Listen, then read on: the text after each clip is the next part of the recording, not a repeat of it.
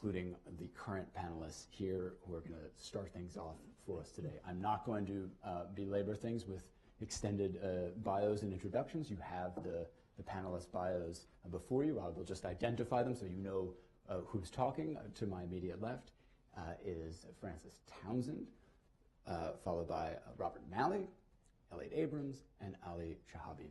Their bios, you can read all about the incredible things they've done. I will give them a general introduction by saying that these are all people in a room full of people here who know a lot about this region and this topic. They know even more than us. And I'm hoping that you're all going to hear things that you agree with, hear things that you disagree with, and know that it's coming from a place of real expertise and authority, people who have been in the mix in a very serious way. So without further ado, let's just jump right in. The way I'd like to start this, actually, is to just say that, you know, this issue, Saudi-Iran confrontation, is kind of a perennial one. It's a bit of a chestnut, editors might say. And there's a lot of different ways you can look at it. There's a political angle of two regional hegemons, you know, in competition for power. There's an economic angle of hydrocarbon producers angling for market share. There's a civilizational or religious angle of a kind of sectarian conflict between a Sunni state and a Shia state. A feminist perspective might be that these are two deeply patriarchal societies engaged in an elaborate display of toxic masculinity, although, of course, that applies to a lot of countries right now, I think. So however you cut it up, it depends. The way you look at it can often dictate what you sort of think about it, the frame. And I think we're going to hear a lot of different frames, and I encourage you to think about how the folks here are framing the problem.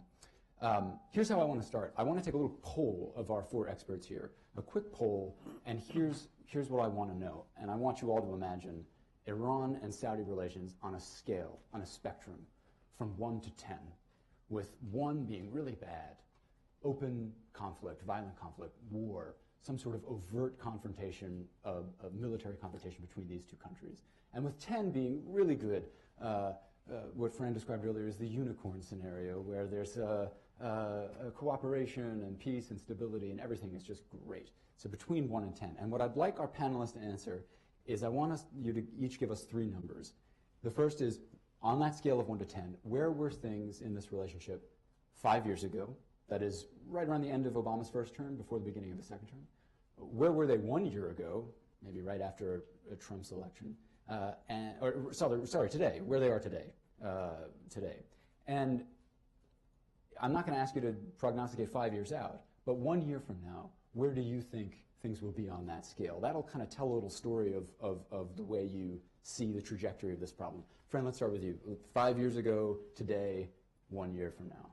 So let me preface it by saying I think you have to understand that that relationship is very much affected by the status of the U.S.-Saudi relationship. Sure. So I would say, you know, look, in a steady state, such as it is, between the two countries, if there's no open sort of disagreements, there is a, let's call it a benign skepticism, which I'll call somewhere between a 4 and a 5.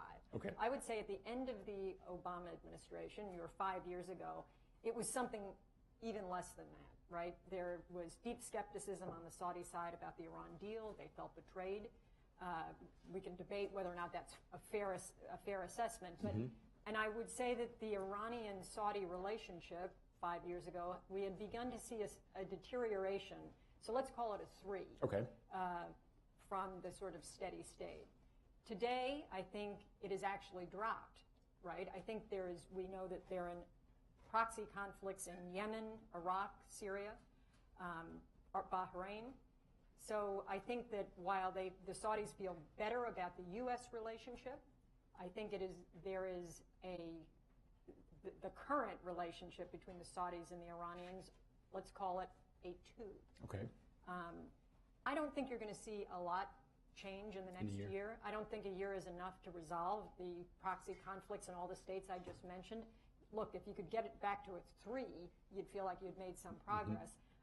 But I do think that given these proxy conflicts, we are at a greater risk of strategic misunderstanding between the two states that could boil over into an open conflict. Okay, Rob, so she said basically from a 5 to a 3 and then a 2 and then we don't know 1 year. What do you think? So I'll be really quick, and I think we agree. It was 4, it is 3, it will be 2, unless they follow crisis group's recommendations, in which case we could be in unicorn zone and be at a 10. All right. Hard to quantify. I'd say 5.137. I basically agree. I'd say 5 years ago I'd put it at 4 to 5. Today I'd put it at about 2 to 3, and I would think it will stay there a year from now. Okay. And Ali? I would have put it exactly like everybody else at 4 a few years ago, at 3 now, and trending towards 2. Okay, good. So I was hoping you would all agree on the general trajectory, because I think what's going to be interesting is to see how much you disagree about the reasons why that is, and I think that we'll leave it to our audience to see who they kind of judge. Let me start with you, Ellie. I'm hoping that you have a very good sense of Saudi sort of elite opinion and policy making, the opinion in the Saudi policy apparatus. Can you explain, as simply as possible, what the Saudi view of the origin of this conflict is? Not necessarily deep historical origin, but the origin of the current crisis, of say the past few decades at least, and why it is, from the Saudi point of view, that there's so much fear and distrust of Iran. The fundamental misconception that you have among Western analysts and the media is that this is a rivalry, a competition for power, that these are sort of two big powers in the region and they're competing for influence. So there's a sort of natural space for that to happen. I think that's a misreading of it. The fundamental difference that doesn't always get understood is that Saudi Arabia is a status quo power. It's not interested in geographical expansion. It's very happy with what God has given it, if you want. It has oil, it's prosperous. It really wants security and safety. While Iran is a revolutionary power. Iran came out of a revolution that overthrew the Shah, and that came from day one and said, we are out to change the region. We want to overthrow the monarchies and sort of the governments that Iran thought deserved to be overthrown, including in those days Saddam. And so as a result, it's deeply embedded in the psyche of the leadership that they, in our view, that they want to bring down the ruling order in the Arabian Peninsula. So the issue isn't an issue of competition. It's an issue of offense against defense. So Saudi Arabia is playing defense, and Iran is playing offense. And then you take what they say, and then you look at what they have done over the last 30, 40 years. And you see that Iran has spent a disproportionate amount of its valuable resources projecting power.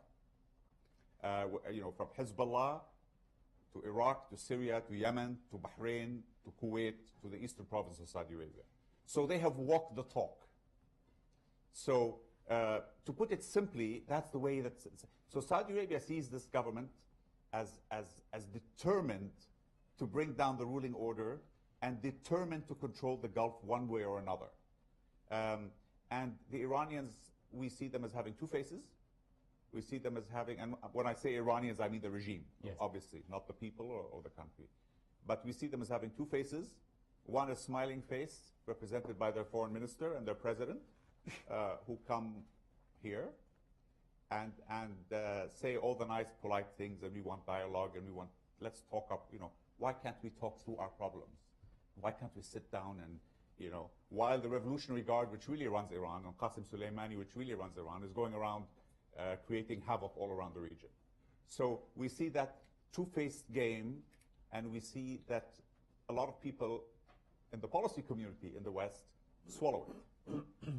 So there's a fundamental mistrust of the Iranians, and there were a few attempts, by the way, in the 90s and in the early 2000s to reach out and discuss with them, and the feeling was that the Iranians just do that to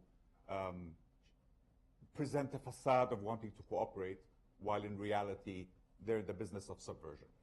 Okay, so basically we have this revisionist versus status quo power. Rob, you know, as much or more than most American officials in recent years have had a chance to try to understand Iranian policymaking views.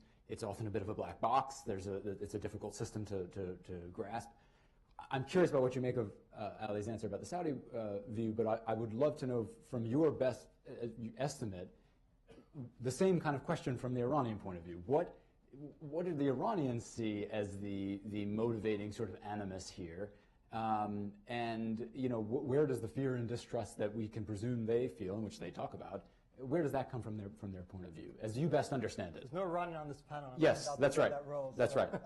No, and I'm trying. Yeah, as you best understand it from where you sat and where you sit. But, yeah. you know, history is a funny thing, right? I mean, I listened to what Ali said, and he and I have had this talk many times. I've had the talk with Saudi leaders, with Emirati leaders, other leaders in the Gulf, and I understand it's a very profoundly held view, and there's no doubt about it. I think if you had an Iranian here, the Iranian would mention other things. Their threat perception, you know, soon after the revolution, a war with Iraq in which not just Iran's neighbors but the West sided with a country that was using chemical weapons against it. They felt that they were surrounded by enemies. They felt that their security was in danger. They felt they were a minority religious group and a minority ideological group in the region. So they have their own security and threat perception. I'm not sure, and one of the things that we do at the International Crisis Group is we try to put ourselves in everyone's shoes. Sure. So if you want to resolve the conflict between the Saudis and the Iranians, however one wants to describe it, however one wants to go back and look at history, the main thing is to understand what their interests are today and whether there's a way to reach a solution where both those core interests are addressed. So, you know, I don't know that we could debate here what are the Iranians right about how they view it, are the Saudis right? I think the main question is to realize how damaging this confrontation has been. It's damaging, obviously, for the people of the region. The proxy wars that Fran mentioned, they're costing lives on a scale that the Middle East hasn't known for a long time. Humanitarian costs, refugees, internally displaced people, economies that are devastated, whole generations in Yemen and in Syria that are not going to go anything but conflict. So that's, I think, where the focus should be. We could talk about root causes, which are important to understand how you go forward. But it may be true that Iran sees itself as revolutionary and Saudi as a status quo power. That only gets us so far. Iran is a state that does have interests, that has interests that it wants to see advance. Is there a way to accommodate some of those interests? As I'd argue we did with the nuclear deal, I'm sure we'll get into that. Mm-hmm. But that's one case where we tried to look at our interests, Iran's interests, and see whether we could find a place where they both met and they both intersected and overlapped. But if we're going to look at this as a inherent and implacable conflict between a revolutionary status quo power, we may not, here in New York, we may not be paying too much of a price, although I would suggest that it also costs us in terms of sectarianism and terrorism, etc. But the people of the region are going to pay a price that is far too high to afford. Friend Rob basically, you know, gestured at the idea that is there a kind of a deal that can be made here. This is the kind of language that you'd think that perhaps our current president might, you know, respond to. That surely it can't be an implacable conflict that's doomed to go on and on. What do you think, from the point of view of a former, you know, a high-level official, when you look at this? Do you see any? I mean, I struggle to look at it, and when I look at the interests involved, it's very difficult for me to see how a deal could be brokered or anything could be sort of done. What do you think would be necessary from a U.S. policy point of view? Mm-hmm. And is it something, whatever the answer is that something that the U.S. can actually realistically contribute to at this point? So, you know, I always say foreign policy is the third-grade math Venn diagram, right? Nobody acts unless it's in their own self-interest. So you got to figure out that the two overlapping circles, it's the shaded part. People only will act. You can ask people, foreign partners, to do other things. They're only going to do it if they perceive it to be in their own self-interest.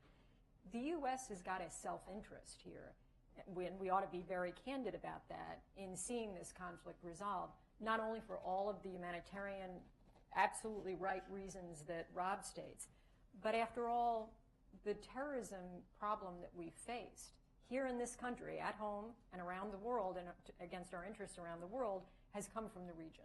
And so, frankly, fundamentally from a U.S. position, to see this conflict at least more benign than hot, they have to Ali's point, mitigate, pull back from this expansionist view of their role in the region, right? Both parties? I don't. Well, let me say this. When I said that, what I'm thinking about is Hezbollah, the terror financing. We've seen progress in Saudi Arabia. Saudi Arabia had a terror financing problem that they've made extraordinary strides against. I don't think we can say the same about the Iranians, given that they're the single largest state sponsor of money and weapons going to Hezbollah. But it's this interference in the internal affairs of others.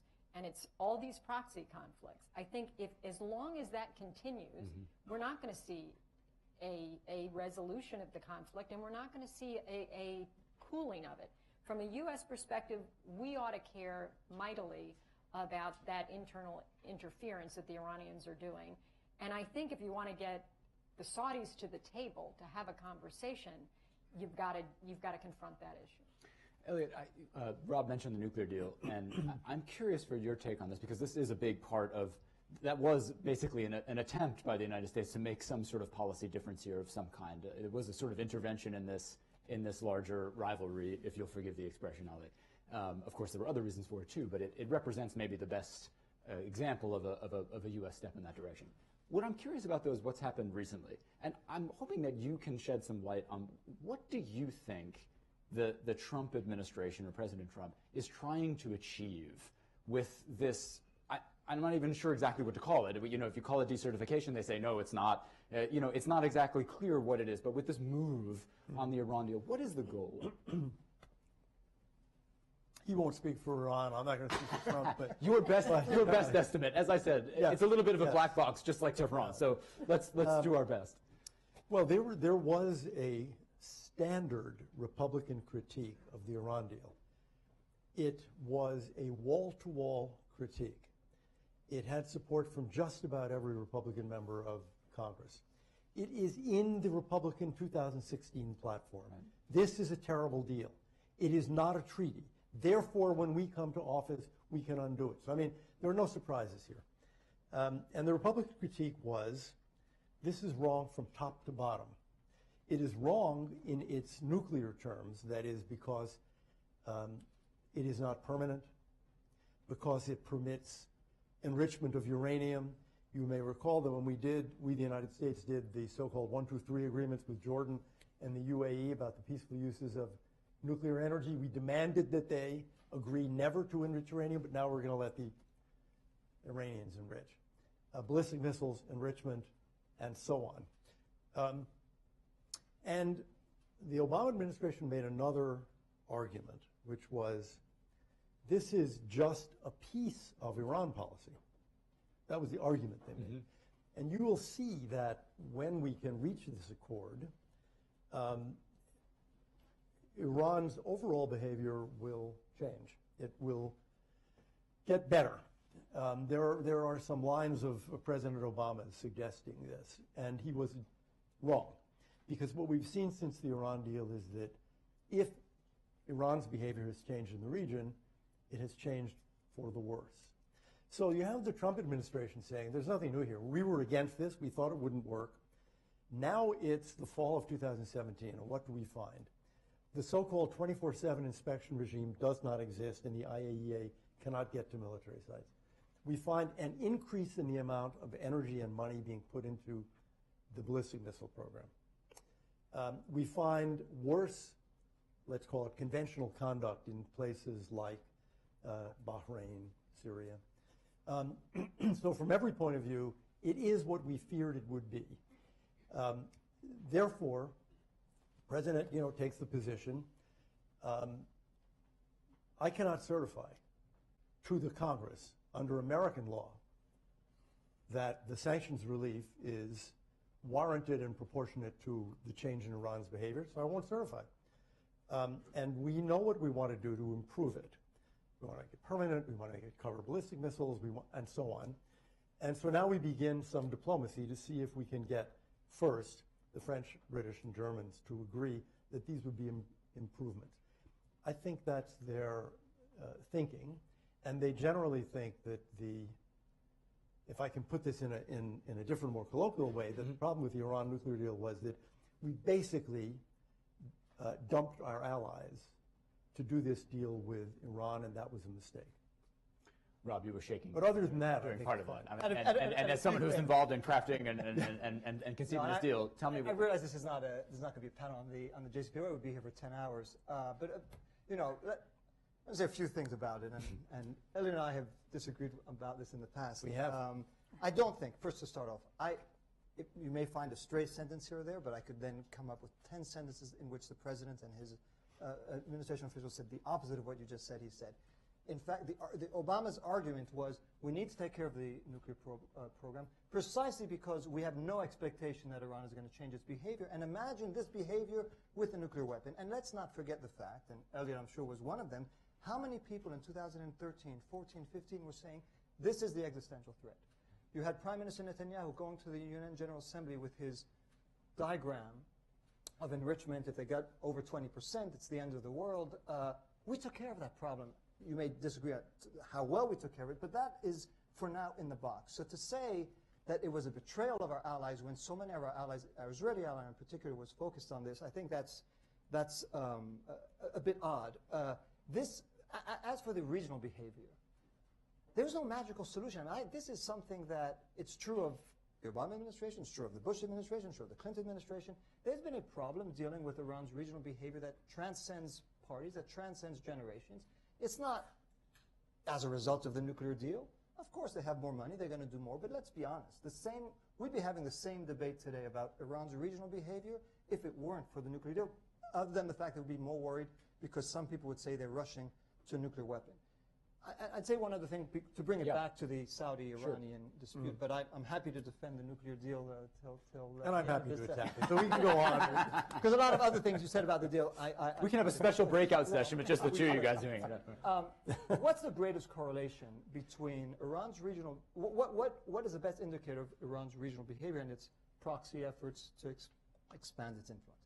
Is it sanctions or an absence of sanctions? I would challenge anyone to draw on a curve and say, here's where the sanctions were tough, here's where Iran's behavior was better, here's when they were looser, here's where Iran's behavior suddenly becomes worse.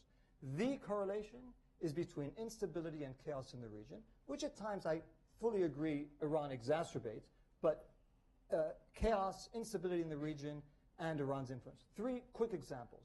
Iraq. How did Iran suddenly get such influence in Iraq? I mean, it's a pretty straight line from the U.S. invasion and toppling of Saddam Hussein and Iran being able to have influence. Iran's influence in Lebanon. Again, I'm not, and by the way, I'm not pointing blame. I'm simply saying Iran is very good at exploiting the war between Israel and Lebanon, going way back in the 80s. Yemen. How did Iran expand its influence? As the war intensified, the Houthis, by definition, who historically have not been pro-Iranian, as I'm sure historians here could attest, who are they going to turn to? They turn to Iran. Iran is all too happy to cheaply fund a movement that can tie Saudi Arabia down. And Syria, the more the civil war intensified, again, that's the regime's fault, it's also Iran's fault, but as the civil war intensified, Iran is able to have more of a presence there. So that's the correlation, which is why I say resolving conflict in the region is not simply good for all the reasons one could imagine. It's also the best way to make sure that Iran doesn't have that ability to go into other countries, which it has when there's chaos, when there's instability, when there are constituencies in those countries that need an outside ally because they feel like they're in the minority attacked by others, and they'll turn to Iran. Ali, I want to extend the logic of what Rob was saying and ask you. You talked initially about Iran as a revisionist power, as a revolutionary power. I guess the question I'd like to ask is, when you talk about trying to roll back Iranian influence, whether it's in Syria or Iraq, wherever you see it, what is the end state that you or that folks in Saudi Arabia would be satisfied with? Should there be no Iranian influence in those places? And whatever that end state is, how much do you think the U.S. ought to invest, both diplomatically and militarily, to achieve that end state? Well, I mean, first of all, it's a question of defining the type of government that Iran has. If you believe that Iran is a deeply ideological, theologically driven power that is determined to achieve these expansionist objectives, you take one view. if you believe that Iran is ultimately reasonable, a mature, self-interested power that will behave logically, you take another view. The view that many people have in the region, including Saudi Arabia, is the first, that you're dealing with people who have, you know, a deep historical memory, deep historical grievances, great ambition, and frankly are executing to that ambition. And let me just jump to a case study, for example. You know, the whole issue of Yemen. How much gross investment Iran has made in Yemen is immaterial. The question is that Saudi Arabia saw the Iranians reaching out to the Houthis over the last decade. The Iranians are very good in, the Iranians identified the Zaidi community, which is really a Shiite light community, as a potential zone of influence. The Zaidis have always been close to their neighbors. In fact, Saudi Arabia had supported the Zaidi community in the civil war in the early 60s. The royal family of Yemen were Zaidis. They were all given Saudi nationality. I went to school with them, you know, some of them. So there was never this Sunni Shia issue in Yemen. Iran identified the Zaidis as Shia light, but a community that they could start to cultivate. And soon after the revolution, they started to give scholarships and reach out to them. Now, that trajectory over the last 10 years went up and started to have a military dimension to it, particularly when the Houthi movement emerged as a rebel movement. It was fighting an internal civil war. The Iranians saw an opportunity. They started to reach out through Hezbollah and provide training, you know, the Iranians have mastered the sort of cookie-cutter approach to setting up, for the lack of a better word, terrorist organization or non-state actor organizations, and that trajectory began. When the Houthis took over the capital and they controlled Sana'a airport, the Iranians announced that they was going to start having 17 flights a week, and there is no tourist traffic between you know, Iran and Yemen. It was the beginning of a ramping up of that military support. Now, the point is, we come into the chicken and egg situation, where Rob and many people like him will say, the Saudis provoked this, you hit Yemen, the Houthis were desperate, the Iranians took advantage of it, and it's a cheap way for Iran. That's one way to look at it. The other way to look at it is this: people had their eyes on a fault line on the southern borders of Saudi Arabia. They've spent 20 years working on it. The last 10 years, that curve started to go up. When the Houthis took power, there was a huge opportunity for them to ramp that up. And as far as Saudi Arabia was concerned, it could do nothing and see the Houthis be turned into a quasi-Hezbollah-like entity, you know, with a deep capacity to threaten the security of Saudi Arabia, or it could take preemptive action, which is what Saudi Arabia took.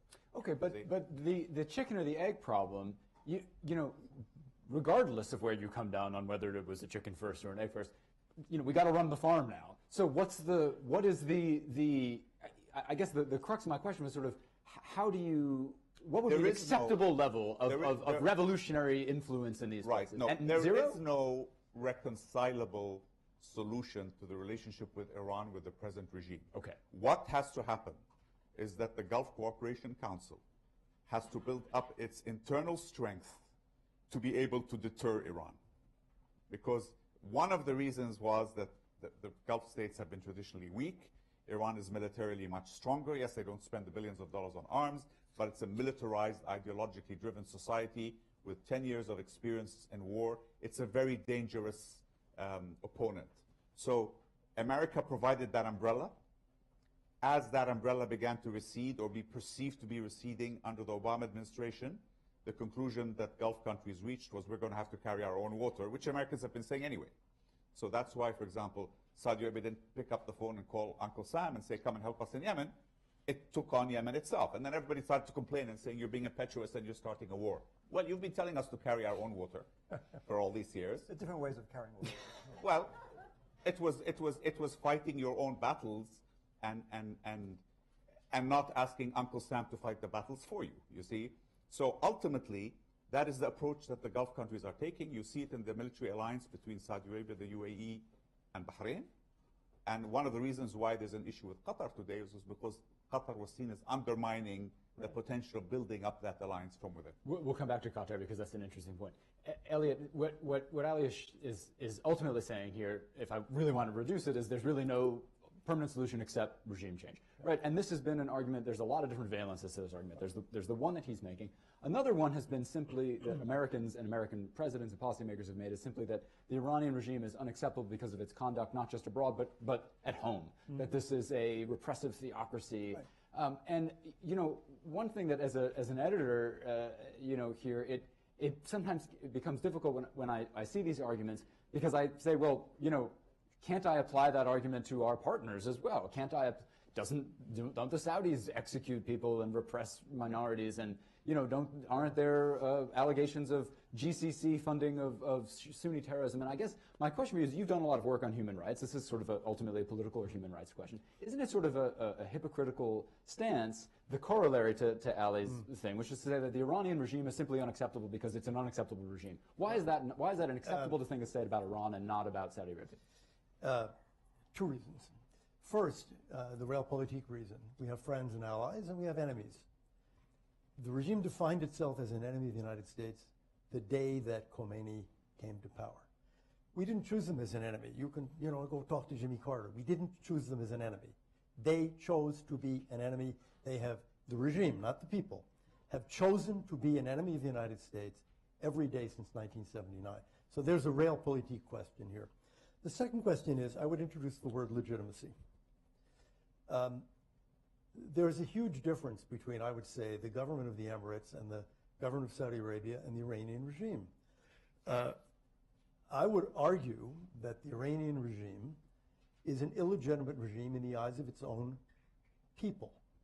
I would argue that the regime has been at war with the people since 1979.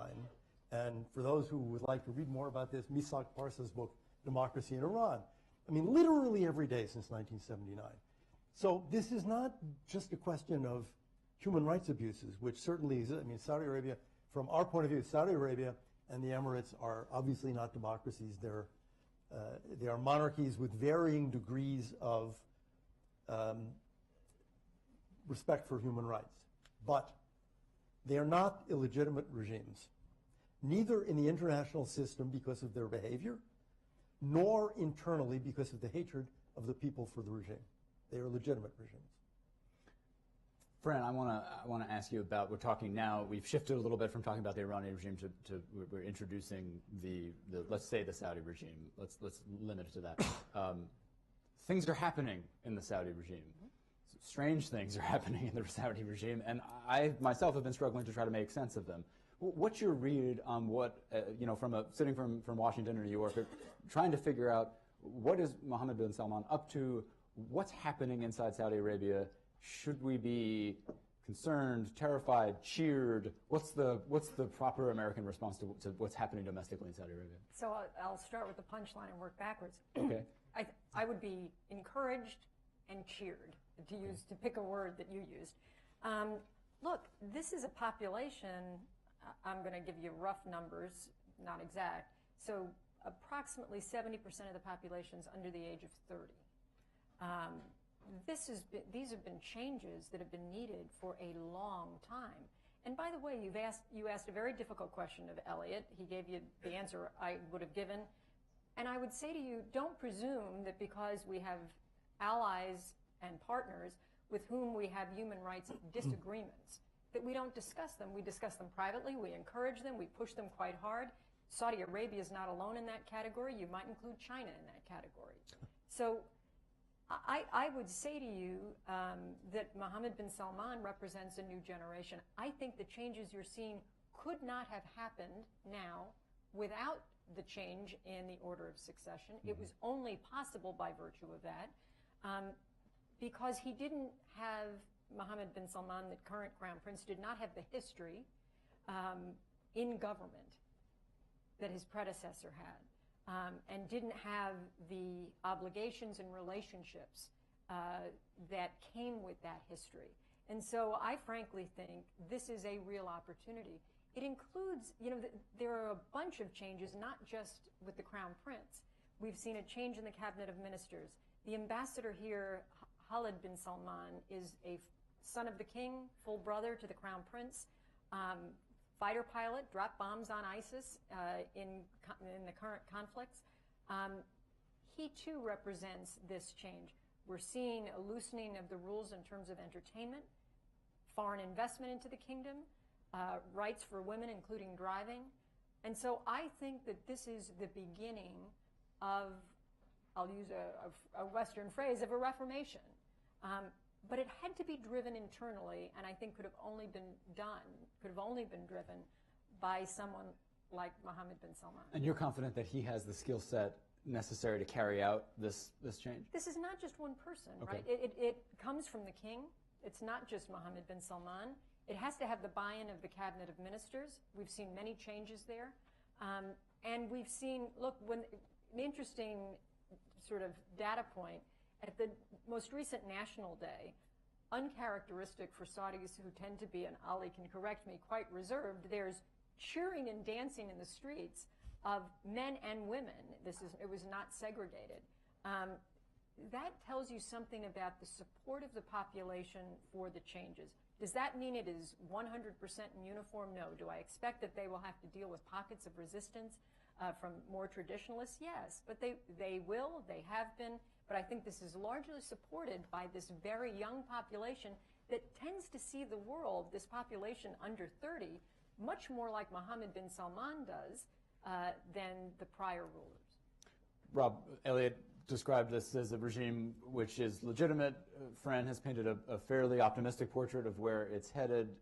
Your take on this? Well, first I want to react to what both Ali and Right. Elliot said, because I think in some ways I really want to thank them, because there's been a lot of debate about what is the objective in Iran, what's not the objective. I think it's pretty clear from what we heard that the objective will only be met with regime change in Iran. I say, and I think I'm speaking for more than myself in saying we've gone down that road before, and I dread to think of what it would mean for the U.S. to adopt that as the objective today. But I also want to say to this notion of legitimacy, I hold no particular sympathy at all for the Iranian regime, for everything they did, as Elliot said, including imprisoning people who I know well, including executing people, including all kinds of things, and it's not a democracy. But for us to sit here in judgment and saying they're not legitimate, but the Saudis and the Emiratis are legitimate, I want to quote our great leader, President Donald Trump, quoting our great philosopher, John McEnroe. You can't be serious. I mean, you can't sit here and say that we know that in the eyes of Iranian people, their regime is illegitimate. In the eyes of the Saudi people, their regime is legitimate. Fran just spoke about people dancing in the street. People were dancing in the street when President Rouhani was elected, and many people went out to vote for him. That doesn't mean it's a democracy. Let's be clear, and Ali has written about it. It's not a democracy. They don't choose their leaders through a means that we would consider to be legitimate. But for us to sit here in judgment and say Iran is not legitimate, the regime is not legitimate, and therefore, you know, step by step we get to the point that the objective has to be regime change. There are many countries on this earth that shudder when they hear Americans speak in those terms. We're not sitting in judgment about the legitimacy of that regime. Anyway, that's what I think, and I'm sure you'll respond. Yep. Saudi Arabia. So you know, I've been there several times in the last 2 years, and my view, and I've said it to the current leaders of Saudi Arabia, I think what they're doing domestically is extremely interesting. I mean, it really is, and the decisions they're making and some of the economic reforms, whether they have the ability to implement, what kind of resistance it's going to provoke, I don't know. My concern, and I've said it before, is the foreign policy, where I think the foreign policy could actually hurt what they're trying to do domestically because of overreach, and because I think it is self-defeating for their own objective. I really think that we have to think hard about how to push back against Iran. And the conflict in Yemen, which Ali spoke about, forget about the origins. You're right, it's much more mixed certainly than the Iranians or the Houthis would say. But the way the war has been waged, what the cost it's provoking in Yemen, and the ability that the Houthis and Iran have to really tie Saudi Arabia down. I said this to the Saudis when I was in the administration and the war began. I said, think about some historical precedents you may not want to think about. Think of us in Iraq. Think of Israel in Lebanon and in Gaza. Those wars don't cost the insurgent groups that much. As long as they survive, they win. And Saudi Arabia is going to be tied down. I said this in 2015. I said in 6 months it's going to be over. Here we are. It doesn't look like it's going to be over soon. So this is not a matter, I mean, there's the morality and the cost in terms of cholera and famine and destruction of a country. But in terms of the very objective that Saudi Arabia has, how could it help it to be tied down in a conflict that the Houthis and Iran, if they want, can perpetuate for as long as they... Yeah, I'm going to let you all get in, but I do want to push you on one thing, though, Rob, which is that when you were in the administration, and you would say this to the Saudis, wasn't there some more leverage and something else that the U.S. could have done? If this is this horrible thing that the Saudis are prosecuting this war in a pretty brutal way, you know, and there's a lot of civilian casualties, there's a cholera epidemic, I mean, it's a bad outcome. It's one thing to say, like, oh, how could you have done this? Wasn't there anything we could have done to rein them in, or no?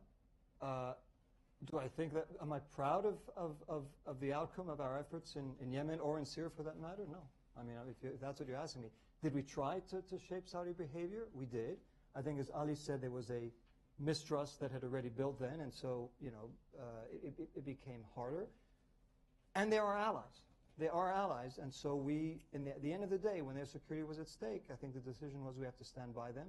I think there are lessons to be learned about the limits that a powerful nation has in exerting its power, and that's been true. It's true there. It's been true throughout history. Okay, Elliot, you wanted to. Okay, I just you mentioned, you know, our experience with regime change. I was part in the Reagan administration of a wonderful experience with regime change. It was regime change in the Soviet Union. We didn't have a war with the Soviet Union, but we made it crystal clear that we thought it was an illegitimate and evil regime. And I think the moral clarity, for one thing, helped politically. I think it helped advance the day when the regime fell. I think American military strength and the willingness to use it advanced the day when the regime fell. I'm not advocating invading Iran. I am making what I think, or I would certainly agree with what I think is a fairly obvious point, which is that these problems that we're talking about will not be solved as long as the Islamic Republic is in power. That's the legitimacy. Look, it's unlikely to be coincidental that in the Arab Spring revolts you had a series of fake republics fall and the monarchies didn't. And I think there's new literature now about why that happened, but it seems to me clear that a critical ingredient is legitimacy, varying degrees, but a fundamental legitimacy of those regimes. You had a finger up at one point too, Ali. Was there something that Yes, on Yemen, really. Yeah, please. It's a very and then we'll talk more about Yemen. Yeah, yes, go ahead. It's a very topical issue. Yes. The issue, obviously, you have to defend your national security. Any country has. So if you see an emerging threat on your southern border, where you associate a country as dangerous as Iran with the baggage that Iran comes, you have to take action. You can pick up the phone and call the White House, and Uncle Sam can take action, but he wasn't going to take action. Or you take action yourself. Now, Yemen was a quasi-failed state. It was suffering from a lot of problems. Certainly, going to war against part of Yemen was going to exacerbate that. But ultimately, the responsibility of the Saudi government is to the security of its own people. And that is its primary responsibility, the responsibility of every government. Do you think the Saudi war in Yemen is improving the security of the Saudi people? Yes, it is a lot. You see, two things. First of all, again, there has been the stories going around in policy and media circles that the Saudis was going to be shock and awe, and that they were going to bomb the Yemenis in a couple of weeks, and within 6 months this was going to be over. Saudi Arabia actually entered this with its eyes wide open. It had an experience with the Houthis 5 years prior, which had not gone well. The Saudi military had actually not done well with the Houthis, and it had ended the career of the head of the Saudi military at that time. So the Vietnam analogy was there, the Yemen historical analogy from the 60s was there. Everybody went in with their eyes wide open. They knew this was going to be messy.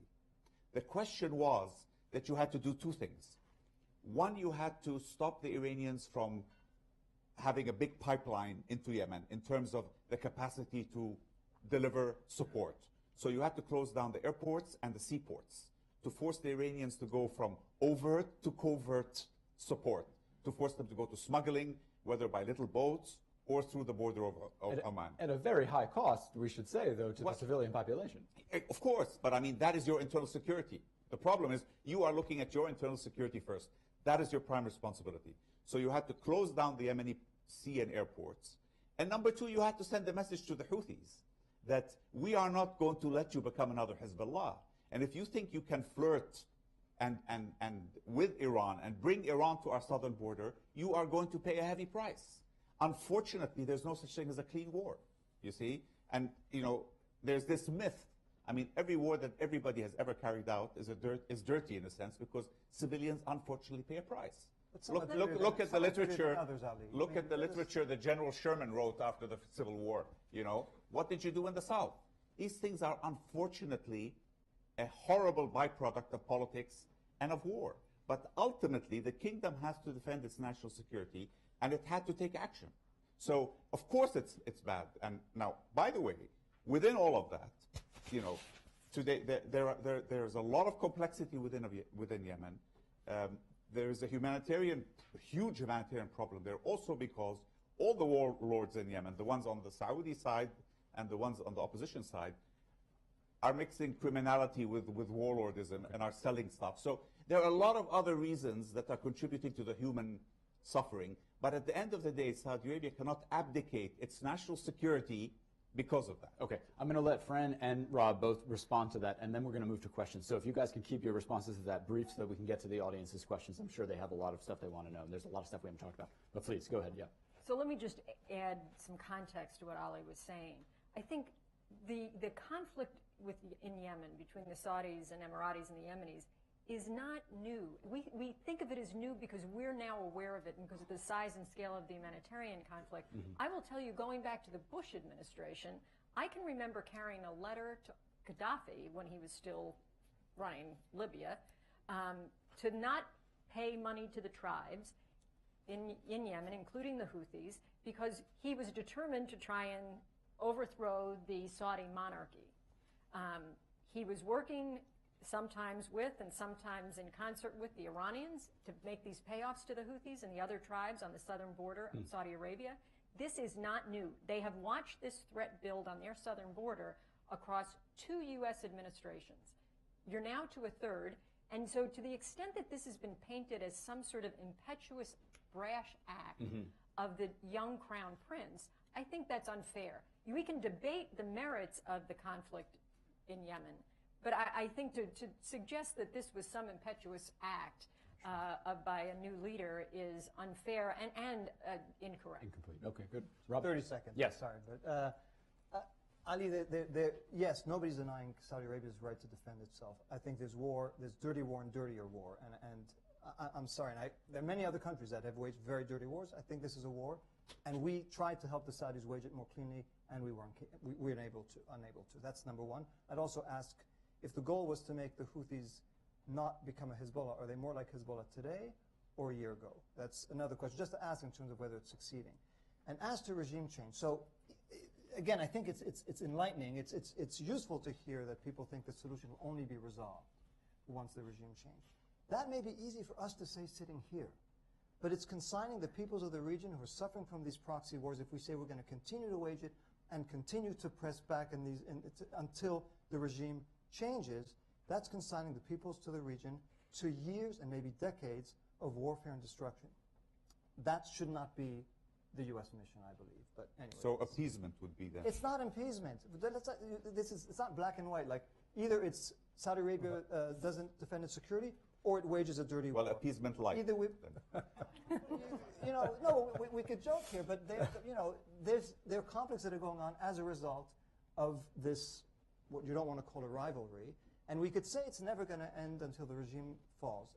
It took quite a while in the Soviet Union. I find the analogy Soviet Union Iran a bit strange. It took 75 years, and the regime was not born yesterday in Iran. Right. Okay, but if we're prepared to live with that kind of, was it appeasement with the Soviet Union? Because we did have an understanding with the Soviet Union to try to calm things down, even though we consider the regime illegitimate.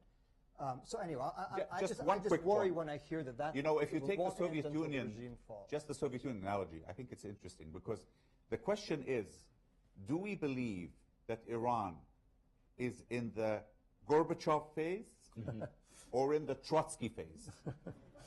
We actually believe Iran is in the Trotsky phase. And I think you believe Iran's in the Gorbachev phase. No, I don't. No, I don't. I've never said that. I mean, if I thought it was in the Gorbachev phase, it would mean that I think there's soon going to be a change of regime, which would then we'd all be happy. Well, maybe I have no idea. Andropov We've been so wrong about predicting the length of survival of regimes. Right. That for us, track record is Trotsky, Lenin, I don't know who it is. So. Okay, I've let that go on. Actually, it's very interesting, and I wonder whether people may have some questions about that. But let's open it up. We have people who I'm sure have some questions here. The only thing I'll ask is I'm going to ask you three very simple things.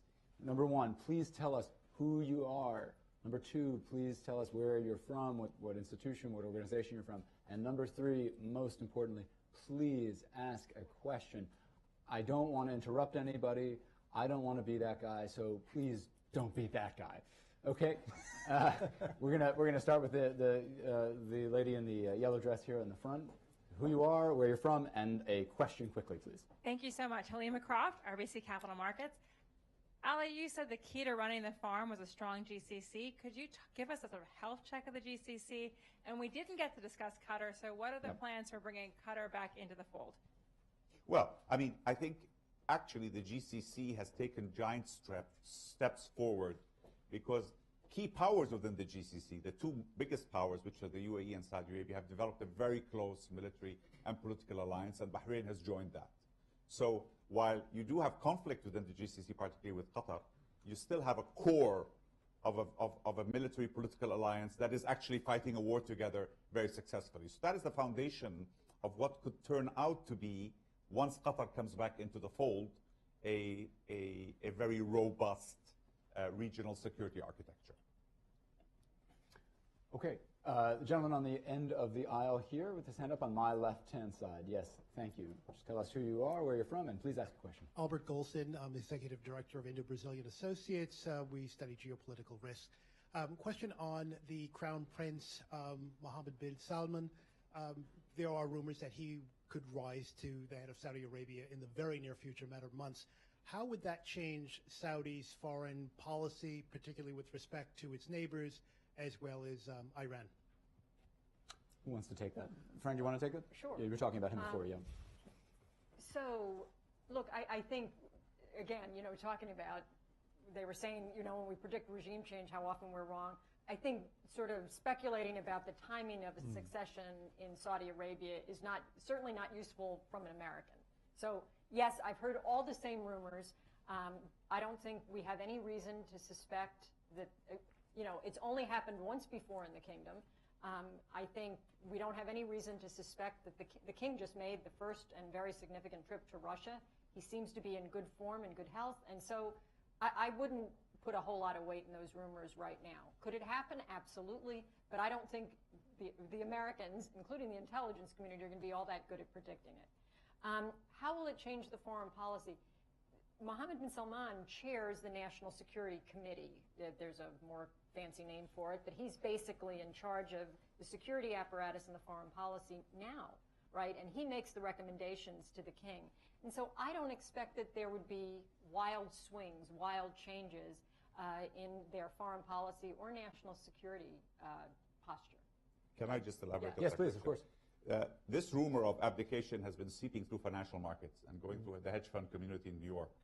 And even, I think, the Eurasia Group issued an opinion on it. It's nonsense, really. The king is healthy. He's enjoying his job. From minute one when he became king, he took on the role of chairman of the board. And so, effectively, the Crown Prince is the CEO.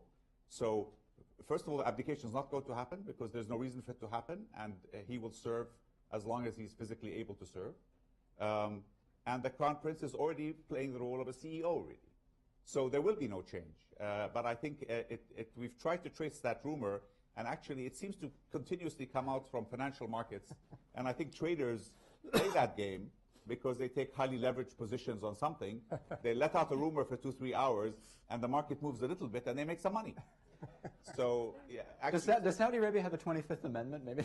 Yeah, but it's actually funny because there are a number of rumors that come out, and they keep on being traced back to the hedge fund community in London and New York. Okay, financiers, you're on notice. Yes, the gentleman with his hand up on the end of the aisle here. Please tell us who you are, where you're from, and please ask a question.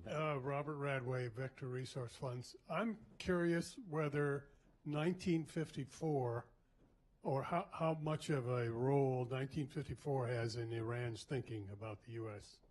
Okay, so we're talking about the coup. I'm gonna politely fact check you. I believe it's 1953. The coup in Iran. Who wants to take that? Rob, do you want to try? I mean, very quickly, again, an Iranian should answer that question. It weighs heavily in their mind, and it's played heavily. In other words, even in new generations that may not know anything about it, but it's constantly reminded. It's one of the sort of the pillars of their, when they want to paint the U.S. as an enemy, as having had a hand in the coup, which I think has been historically established. And so that will be part of the trope that the regime, along with the downing of Iran Air, which cost quite a few lives, and the support for Saddam Hussein during its use of chemical weapons, those will be part of what the regime will remind people of when they say this is a country that you can't trust. Now they could add the fact that President Trump has called it the Arabian Peninsula, that I'm sure is going to Arabian Gulf. Arabian Gulf, yes. That's going to make it in the litany of accusations against the U.S. But it does weigh heavily, certainly on the older generation, but I think it's being passed on. How successfully, I don't know. I'm going to make a shameless foreign affairs plug on this. Anyone interested in the question of U.S. involvement in those events of 1953 should read a really interesting piece that Ray Takei, who's a CFR scholar, wrote for us a few years ago about what really happened. There is actually a lot of historical debate about how involved the U.S. was. There was also an exchange with a younger historian, Christopher de Bellaigue, who kind of took issue with that. It's very interesting. I recommend it to all of you. It's a good read. Yeah. Next question. Yes, gentlemen, right here in the front, please. Hi, Victor Lee with Trade Post USA. We're an international business publisher. It's been a great panel. I think the question's quite going for days. But I'd like to follow up on something that Fran said.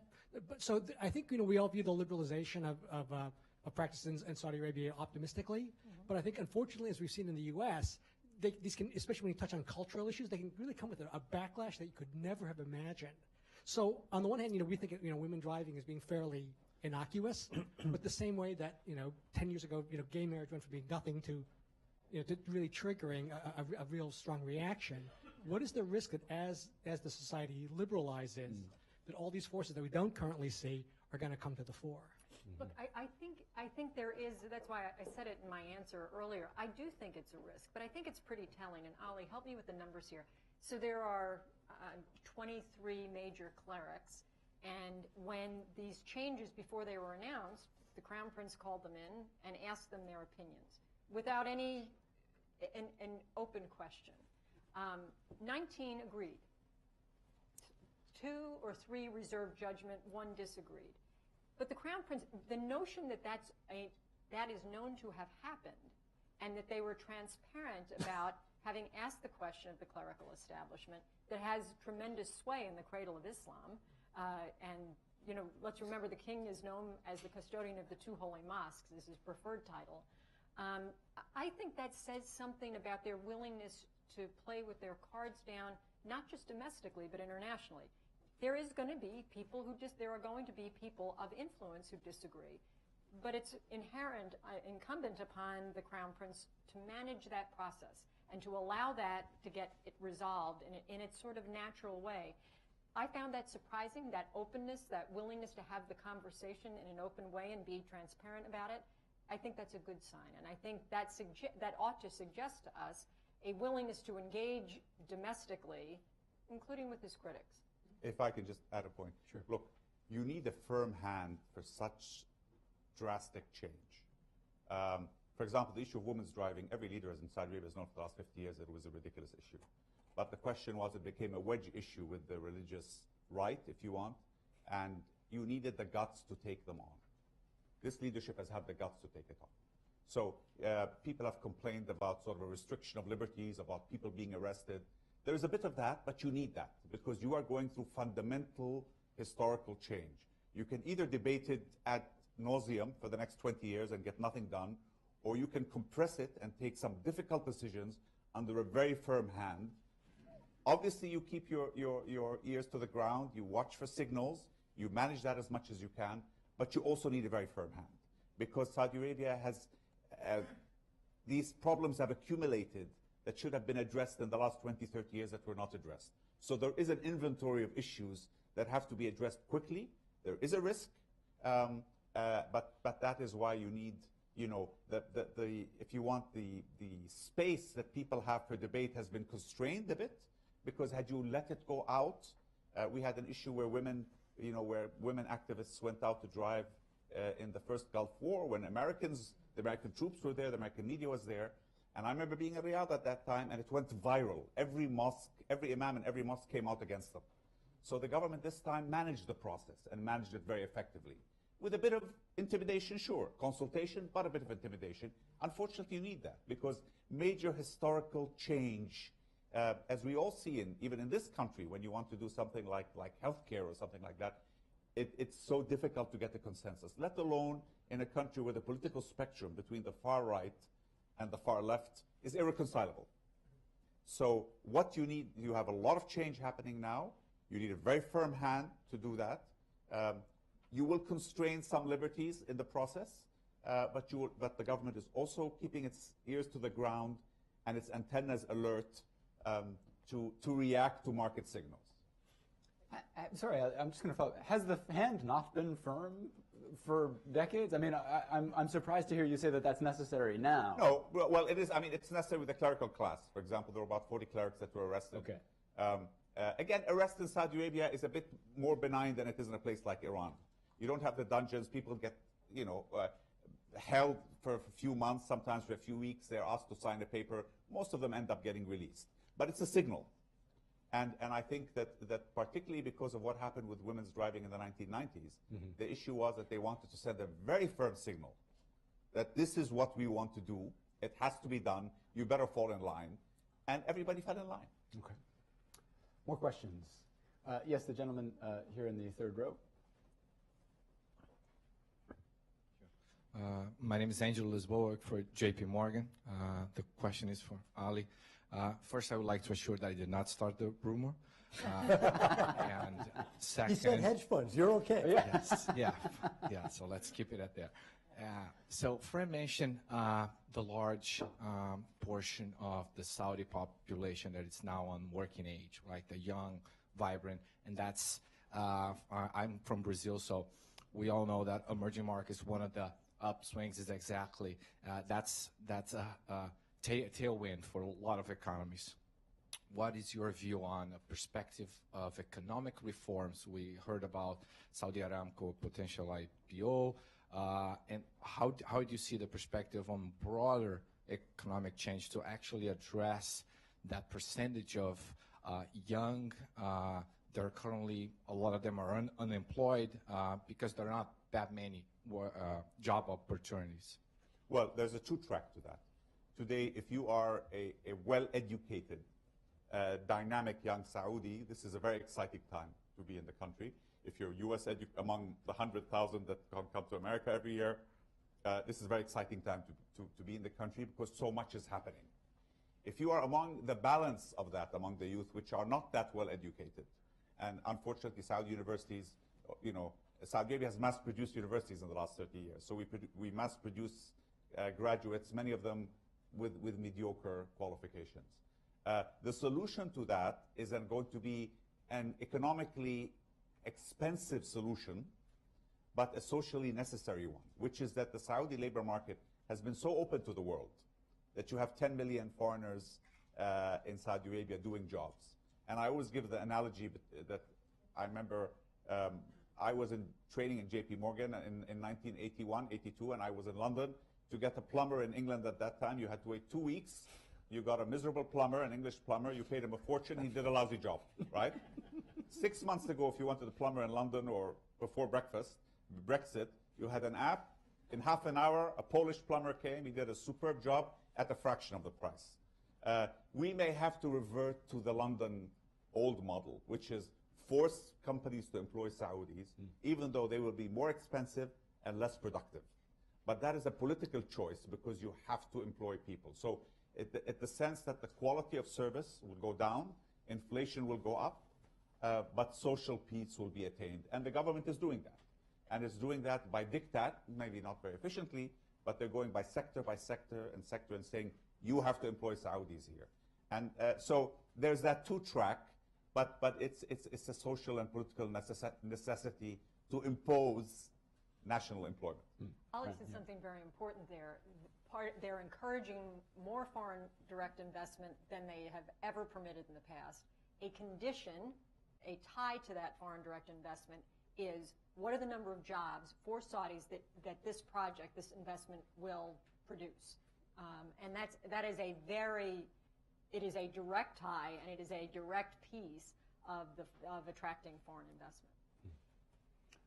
Yes, the lady with her hand up here in the third row, yes.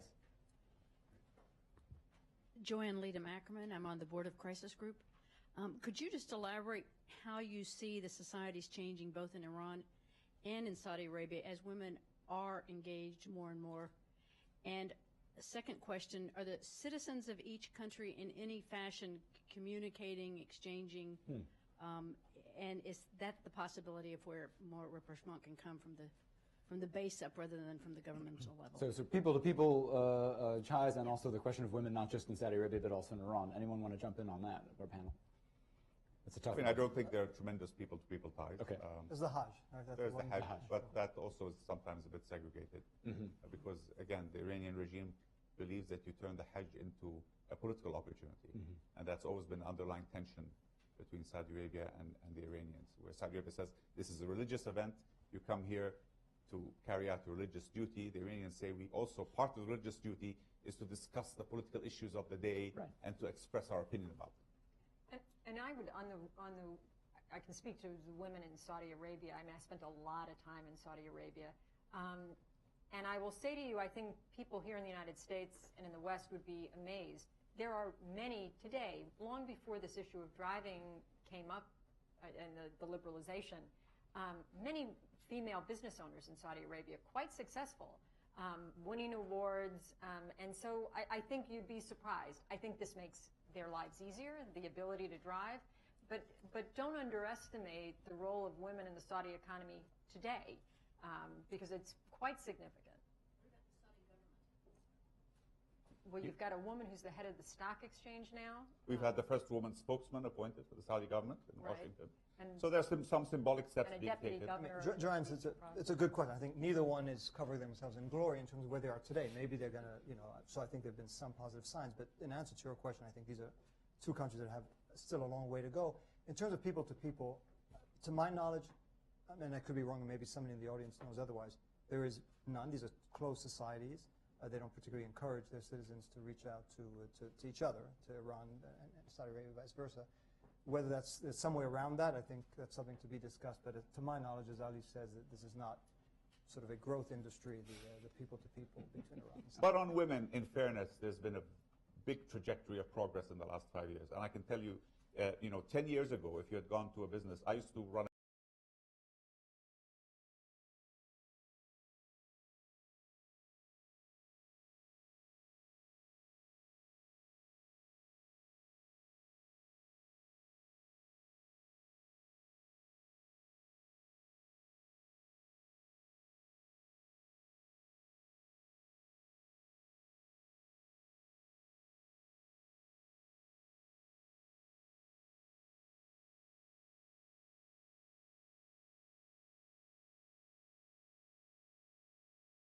There's not No, countries it's the trajectory we in which always there's look at. gender equality. Let's Obviously, there's a long way to go. Saudi Arabia is not Sweden in that sense, but it's the trajectory that we're looking at. There's a question here in the back, gentleman with his hand up there. Yes, thank you. Hi, I'm Ravi Chandran. Question though, how are the other emerging nations managing and looking at this prism of Saudi Arabia and Iran? You have India building out a port in Iran for their purposes.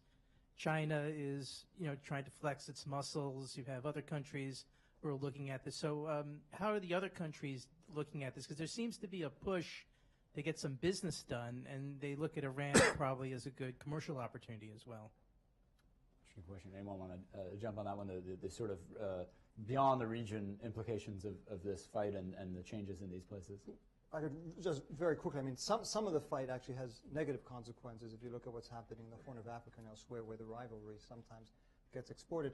In terms of business investment in Iran, obviously that was was supposed to be one of the benefits of the nuclear deal, and as a result of the nuclear deal, you're seeing more countries investing in Iran. Whether the uncertainty created by the decision President Trump just took, and the uncertainty anyway about where things are going to go and whether the deal is still going to be in force in a year, whether sanctions are going to be reimposed, I think a key question is whether that uncertainty is going to dry up investment, and if that drying up of investment is then going to lead the Iranians to say, what's the point of sticking to a deal when the U.S., in their view, is violating or threatening to violate it, and on top of it, because of U.S. actions, the investment dividend and the trade and commerce dividend that we expected to get from it, we're not getting anymore. So ultimately for Iran, this is going to be a political commercial decision. Politically, it makes sense for them to stay.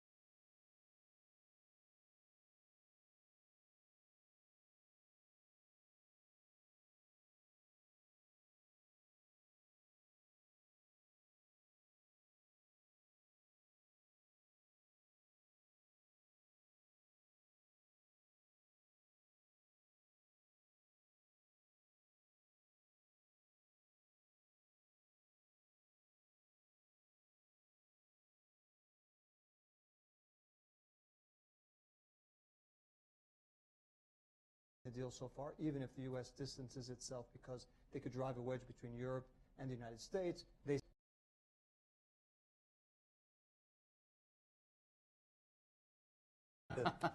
We have time for one last question. I'm going to go to the lady in the fourth row here, please, for the final question.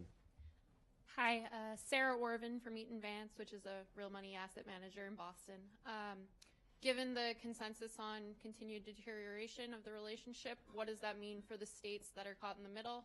Oman and Qatar come to mind. Thanks.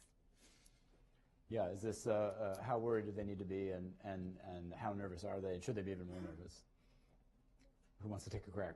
Elliot, you're nodding. You're mulling. The states caught. I mean, this is true whenever there is a, let us say, a regional dispute. I mean, what about the mostly American allies, caught by Chinese expansion? They worry, and they wonder what the Americans are going to do and how far Xi Jinping is going to go. And if you live in the Baltic states, you wonder how far Putin is going to go and what the American reaction will be. And if you live, I would say, if you live in Iran's neighborhood, largely the same question. How far will the Iranians go, and how will the Americans react? And how will the regional powers, which in this case I would put as Saudi Arabia, the Emirates, and Israel, what will they do? They will triangulate with what the Americans do or don't do. So it's